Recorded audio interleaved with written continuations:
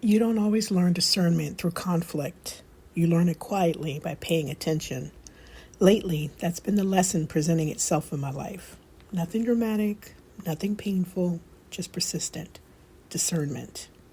I'm learning to pay attention to where there is shared direction and where there is quiet divergence.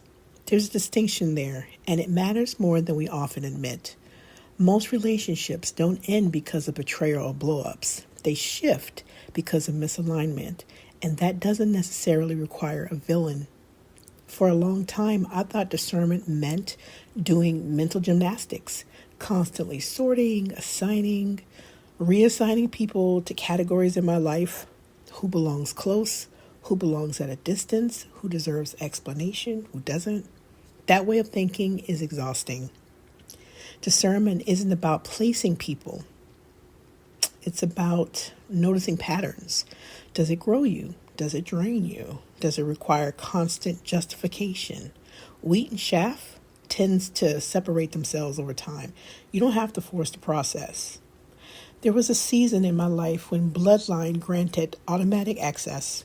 History earned endless grace.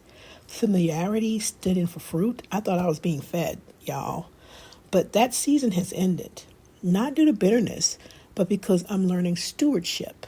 Am I being a good steward of my time, my talent, my health, my resources? And peace, I'm realizing, has been misrepresented. We've been taught to think of peace as the absence of disruption, as if a faithful life is supposed to be smooth and uninterrupted. Real peace is sturdier than that. Peace is the ability to live with disruption, without losing yourself to it. That's a different kind of unbothered. My sixth grade teacher made us learn Kipling's If, and those words have rung true in every area of my life. If you can keep your head when all about you are losing theirs. I've taught my children the poem. They know it cold, but more importantly, they know how to apply it. I'm also learning how to care without carrying. That distinction has been a revelation. I'm saying I'm learning over and over because things are clicking. They're making sense to me.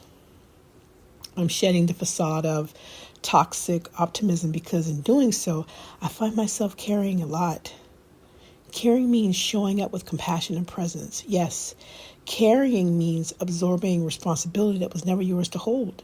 Somewhere along the way, many of us, especially women, were taught that love requires weight bearing, that if we are not tired, we are not doing enough. Honey, that belief is done.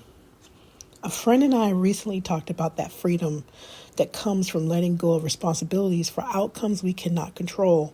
Instead, we keep what's ours and give the rest to God. Let Him shoulder it. It's not a one and done. I've written about this before. Sometimes you have to say out loud, Lord, I give this to you. Discernment sharpens when you stop arguing with what keeps repeating. In Matthew 12:30, Jesus says, whoever is not with me is against me, and whoever does not gather with me scatters. I used to hear that as a hard dividing line. Not everyone who scatters means harm. Some people scatter simply because they're walking a different way. Discernment allows you to acknowledge that without forcing explanation. Scripture also reminds us there's a time to keep and a time to let go. Letting go doesn't always look like endings or grand announcements. It can look like quiet adjustments, less access, and fewer explanations. Boundaries can be held without theatrics. And you know what? Discernment becomes wisdom instead of a defense. Wisdom has taught me that I can and must sit with discomfort. I must allow relationships to find their proper scale, and I can absolutely trust that what is meant to remain will not require any type of self-abandonment to sustain it.